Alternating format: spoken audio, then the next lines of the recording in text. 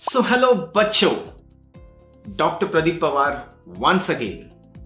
चलो आज कुछ अलग सोचते हैं, आज कुछ अलग समझते हैं। वो क्या ही चीजें हैं जो आप फर्स्ट ईयर के बाद अपने साथ लेके जाओगे? वो कौन सी चीजें हैं जो आप हमेशा याद रखोगे after your first year and in the course of MBBS and further? वो कौन सी चीजें? फर्स्ट ईयर से शुरुआत करते हैं। Number 1, death is immortal. Immortal का मतलब क्या है? The dead person is not dead, but the dead person is living. Living because the dead person, the cadaver is teaching us. वो अपने को कुछ सिखाते हैं। अब डेथ के बाद भी ये हमें पढ़ाते हैं। अपन डिसेक्ट करते हैं, we see the muscles, we see the nerves. बच्चों, हम लोग बहुत लकी है, इंडिया में we get bodies to dissect. आप अब्रॉड जाओगे, बॉडीज ही नहीं है वहां पे डिसेक्टेड स्पेसिमेन दिखाते हैं बच्चों को। They don't get to dissect. अब अपने इंडिया में डेड बॉडीज डोनेट करते हैं, right? And we get unclaimed bodies also. So we are lucky because we can dissect. Even third year के रेसिडेंट्स, सर्जरी के रेसिडेंट्स आते हैं, डिसेक्टेड पार्ट्स देखते हैं। सो बच्चों, death is immortal. The person after death also teaches us. ठीक है? दूसरा, ये जो डिसेक्शन हॉल में ये स्मेल आता है, फॉर्मालिन का स्मेल, याद है ना बच्चों? फॉर्मालिन का smell.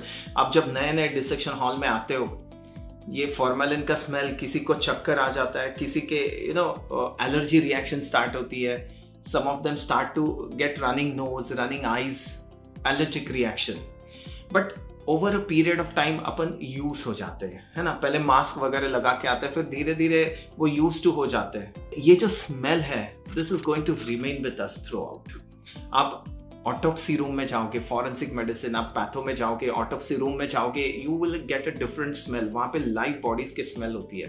It's a different smell. आप जब गायनेक लेबर वार्ड में जाओगे, द स्मेल ऑफ ब्लड। ठीक है? So this we have to live with this smell. जब अपने पास इमरजेंसी में पेशेंट आता है, अनकॉन्शियस पेशेंट आते हैं, person doesn't know, person has passed motions, person has passed urine, and in that condition we have to resuscitate the patient. So we don't feel bad about it, but this smell is going to be there with us. है ना बच्चों? Number 3, we are going to be there with the bones. ये जो bones है, ये अपने साथ रहेंगे हमेशा।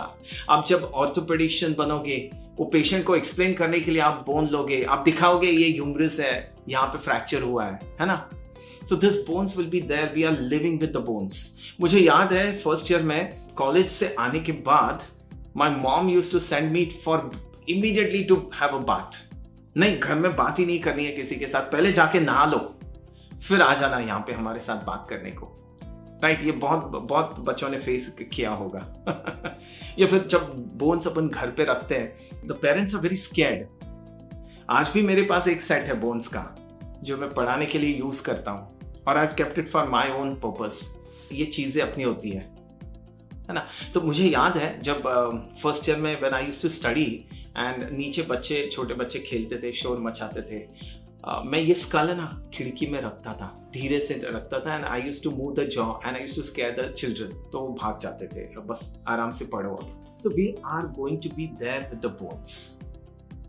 ये कुछ चीजें हैं जो आप अपने साथ लेके जाओगे फर्स्ट ईयर पास होने के बाद भी। ओके, जब आप सेकेंड थर्ड ईयर में जाओगे, You have to be emotionally very strong. Surgery देखोगे, आप एम्पुटेशन करोगे, तो वो है ना, किसी किसी के दिमाग में रात में आ जाता है गोस्ट, भूत। So you have to be very strong about that. अब जब पेशेंट अपने सामने, you see a patient dying, या फिर फर्स्ट डीसी जब आप फिल करते हो, आप साइन करते हो, तो वो feeling of guilt is always there. But ठीक है, आपने जितना हो सके आपने किया, rest is not in our hands. तो that feeling of guilt should not be there. आपको इमोशनली स्ट्रांग होना है ना बच्चों? इमोशनली स्ट्रांग होना है। जब किसी पेशेंट की डेथ होती है, वो डेथ आपको डिक्लेयर करना है रिलेटिव्स के सामने। You have to be that strong. So ये ग्रेजुअली आ जाता है। Secondly, we should not feel that we are saviors. No, we are messengers. We are messengers of God. We help the people. अपन है ना patients को help करते हैं to get out of the diseased state. So we are not saviors, but we are messengers which are helping the people to become well soon. तो ये कुछ चीजें याद रखनी है. And we don't have to be over confident. वो over confidence आ जाता है ना, उसमें बहुत चीजें गलत हो जाती है.